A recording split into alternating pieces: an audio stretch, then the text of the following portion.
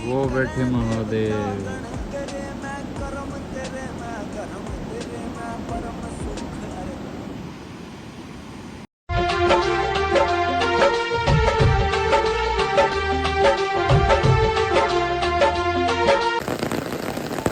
मैंने अपनी बाइक वहाँ पे पार्क कर दी है और मैं अभी प्रसाद लेने के लिए आया हूँ इस भाई के पास।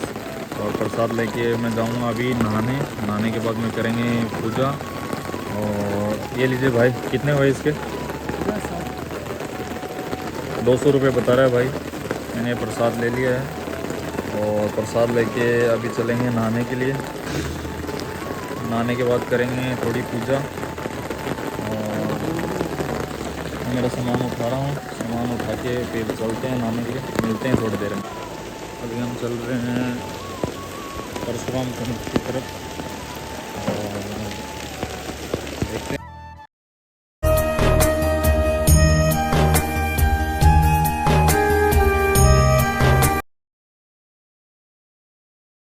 जय बाबा जी।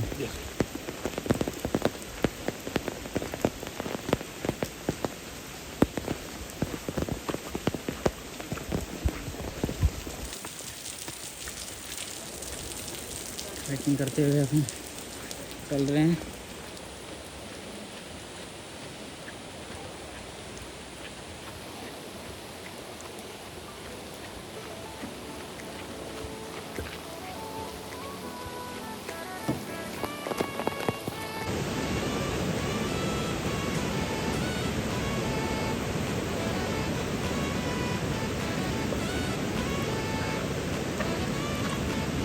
पहले यहाँ पे सीढ़ी पे काम चल रहा है, बड़ी तकलीफ के साथ नीचे उतरना पड़ रहा है।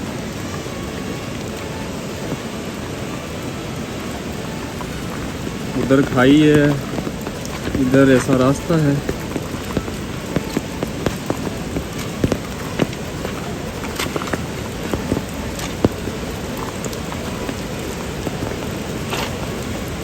भगवान आ रहा हूँ।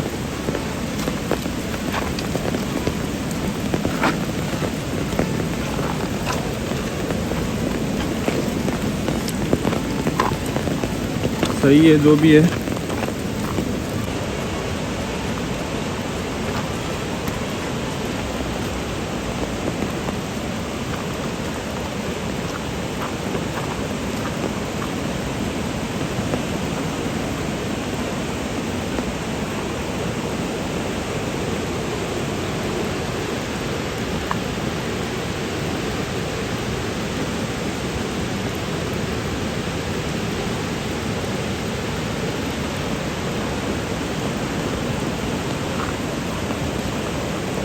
सीढ़ियाँ होती तो जल्दी पहुंच जाते, लेकिन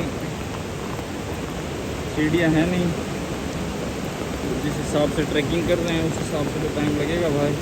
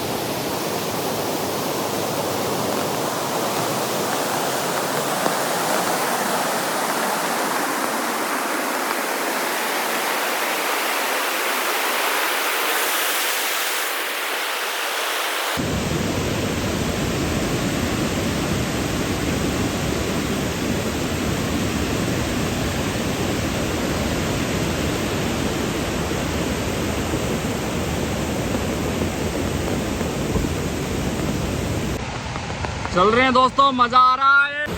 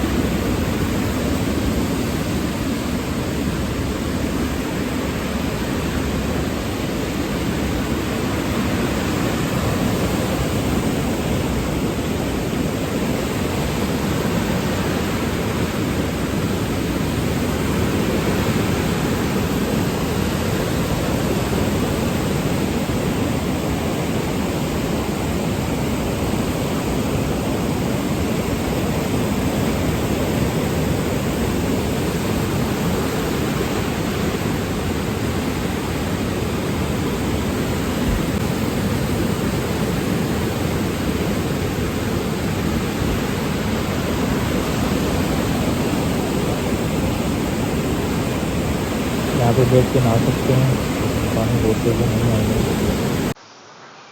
और शुद्ध शुद्ध पानी नारियल का शिवलिंग पे अर्पित करते हैं। ओम नमः शिवाय, बम बम बोले, बम बम बोले। 3 दिए हैं, तीनों दिए जलाएंगे।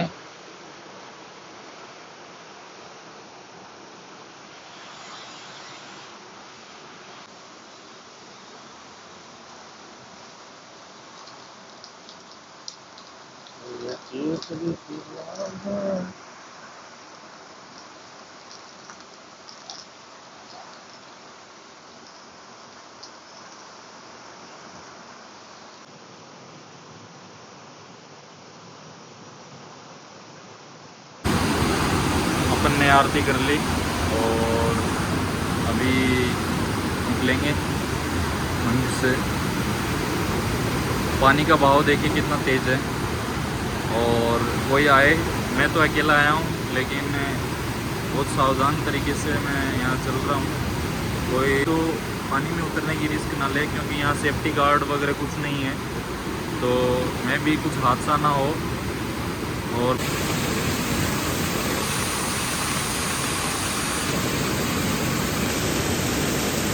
दोस्तों मैं पहुँच गया परशुराम कुंड, और ये अरुणाचल में लोहित ज़िले में स्थित है। बहुत ही प्यारी, बहुत ही खूबसूरत जगह है और इसके पीछे बहुत ही पुरानी कहानी है। मां परशुराम जी के पिताजी महर्षि जमदग्नि जी थे और उनकी माता का नाम रेणुका था। तो महर्षि ऋषि जी यज्ञ कर रहे थे अपना, तो यज्ञ करते समय उन्हें जल की आवश्यकता थी। तो रेणुका जी उनके लिए जल लाने के लिए गंगा नदी में गई और वहाँ पे ऊपर गंधर्व राज चित्ररथ को विहार करता देख उन्हें देरी हो जाती है।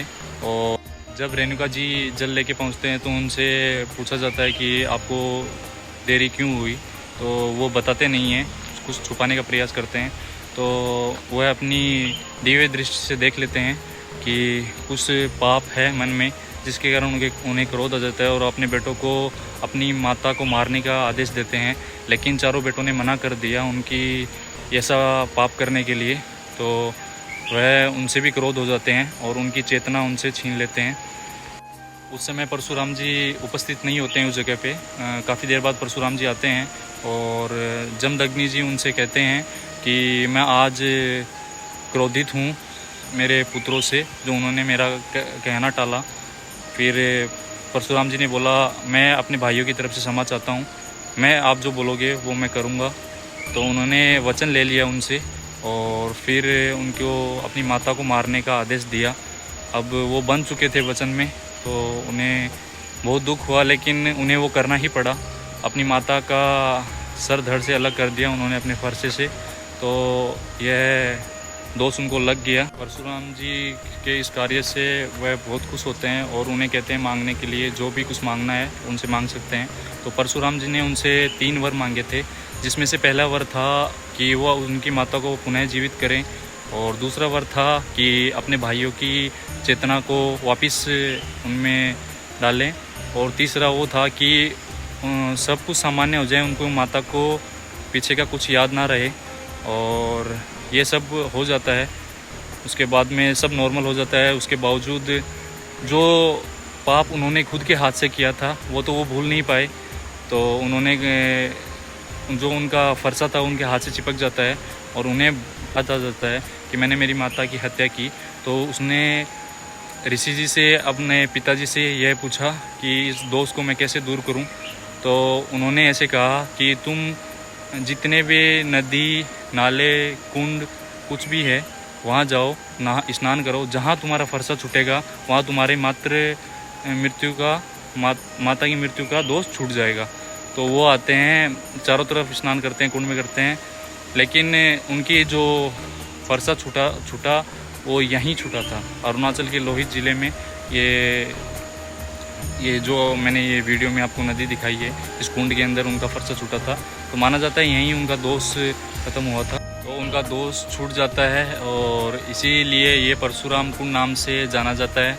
तो दोस्तों, मैं आप लोगों को भी बोलूँ कि जो पुराने पाप वगैरह कुछ भी किए हैं वो यहाँ आके मतलब स्नान करें, अपने पाप दूर करें और अपनी ज़िंदगी की नई शुरुआत करें। हो सके तो पाप को छोड़ ही दें।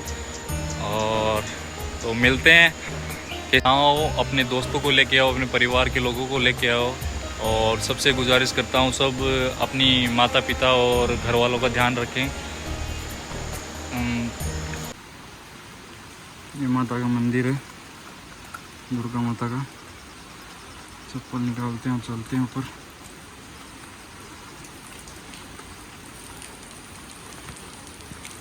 सभी लोग दर्शन कर लीजिए।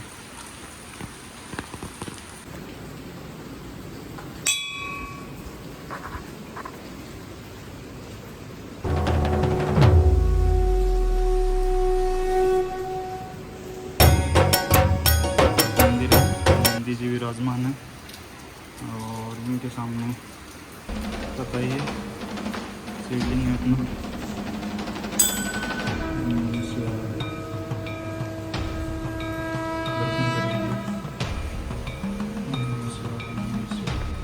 यहाँ पे ये जो लोग रहते हैं, सामान विक्रेता हैं, पूजा का सामान बेचते हैं।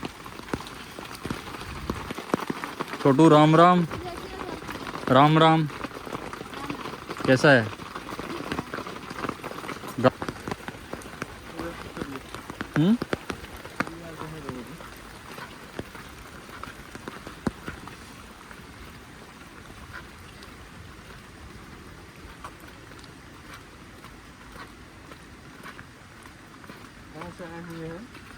मैं अभी तो जागुन से आया हूँ। हाँ, वैसे ये हनुमान मंदिर।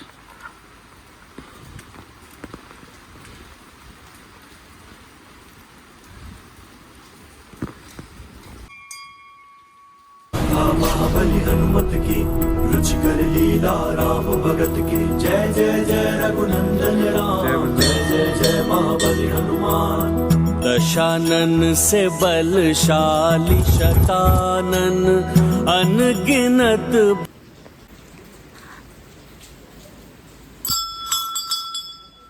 ताकारं भुजगशयनं पद्मनाभं सुरेशं।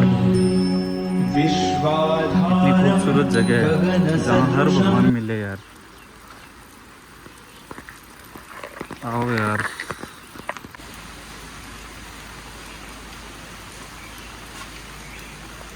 ये परशुराम जी की मूर्ति कितनी सुंदर है, देखिए।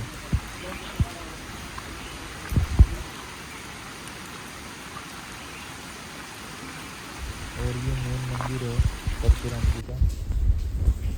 आओ, आपको दिखाता हूँ, दर्शन करवाता हूँ।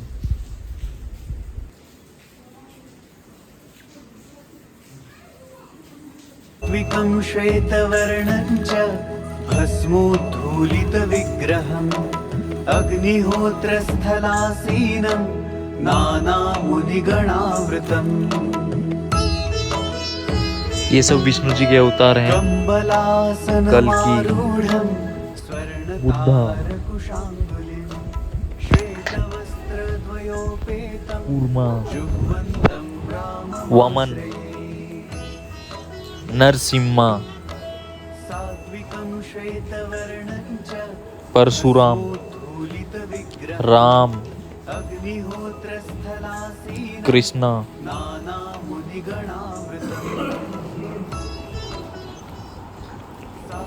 मत्स्य, श्वेतवर्णं वराह। भस्मोत् ये पुराना शिव मंदिर। हमारे निश्चित लक्ष्मी के पास होता है, पूजा पाठ करने के लिए देते घर में रखकर। मैं अब ये अपनी वीडियो डाल रहा हूँ और जो ये लकी पर्सन होगा कमेंट में से सिलेक्ट किया जाएगा, उसको मैं ये गिफ्ट करूँगा। तो शेयर करो, कमेंट करो, जो लकी होगा उसको ये मिलने वाला है। Best of luck.